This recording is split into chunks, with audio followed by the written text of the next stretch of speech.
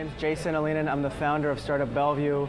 I also have an enterprise company that is called the Northwest Tech Alliance. The idea of what we're trying to do here is bring executives into an interview situation, right?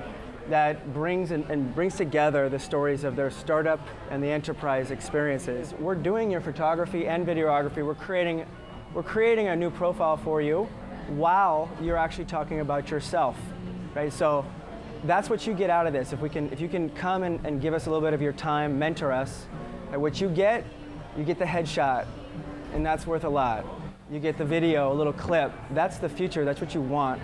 People want to see about you, what you're doing, your philanthropy, whatever, in video today. They want photography too. You got to have that, but you also need video. So Startup Week in Bellevue, which is going to be held at Seattle City Hall, will be in October 24th to 26th. Right. And that weekend. So we hope that a lot of people who want to get to know, especially on the east side, about the startup, they would join us. And we do have a pool of coaches and mentors who are helping the contesting founders.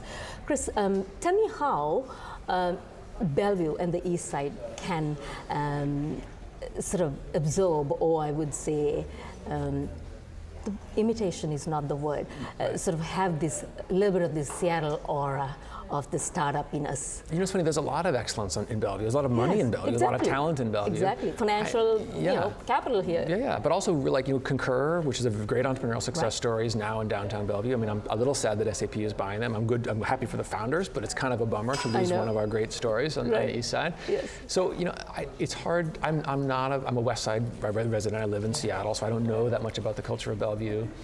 It feels like there is more energy over there than there was in the past, in part because I think, again, there's more people who've moved here to, work for a Microsoft or a Concur or somebody. And in my estimation, a small percentage, but maybe it's 5% of people who choose a job like that ultimately realize, I don't want to do this. I want to work for myself. And the numbers are so large and the talent pool is so deep that inevitably you're going to have a subset of people who came here thinking they wanted a job who say, no, I want to be a founder. And a lot of those people live on the east side.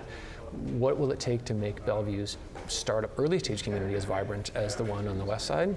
I don't know, other than time and money and mentorship and leadership like you're doing. I think we'll get there. I just think Seattle's had longer, more turns of the wheel, just like the Bay Area's had more turns of the wheel than the Pacific Northwest has. I think we'll get there.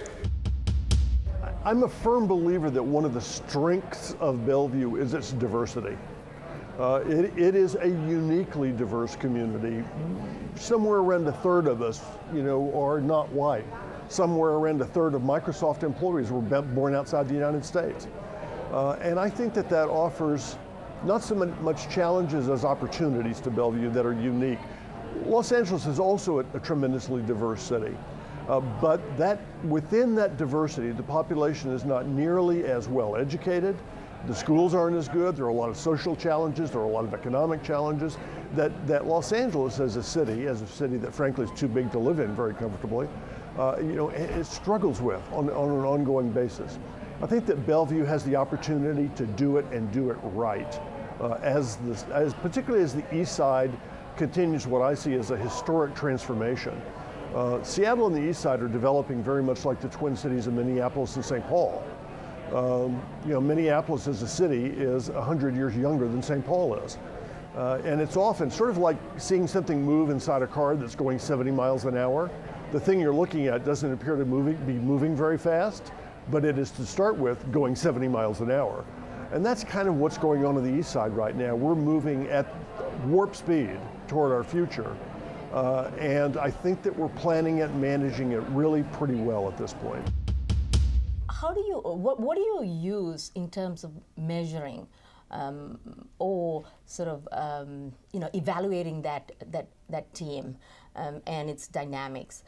More so, whatever due diligence that you do to sort of confirm that this is a great team, as you know, most of the times when they come to, especially to the venture capitalists, they put on a show, and you're in your best form, right? And everything looks great, and even if it is not, everybody's willing to put on a show to be great. But what do you use in terms of evaluating that team fit, the longevity of the relationship, as well as how they work on a day-to-day basis together. Yeah. Well, it's not easy. I think you always learn. If you're starting a company, you always learn a huge amount about talking to customers. When you're trying to evaluate a team, you always learn a tremendous amount about talking to people that they've worked with in the past. Not just on their reference sheet, and you should always ask, especially for a key hire, to do some referencing and to get references from a potential candidate. But also, if you have relationships outside of that, trusted relationships outside of that reference sheet that you can lean on to get a sense of whether that person's going to be someone that you're going to want to work with, that's going to be the right kind of hire. There's always going to be pros and cons to every person. No one is perfect. I'm certainly far from perfect, and I have my strengths and weaknesses, and so trying to get a sense for that is important, and trying to do real reference checking versus perfunctory reference checking is important. One of the questions I always ask to get at weaknesses is, instead of just saying what are the person's weaknesses, sometimes I'll ask,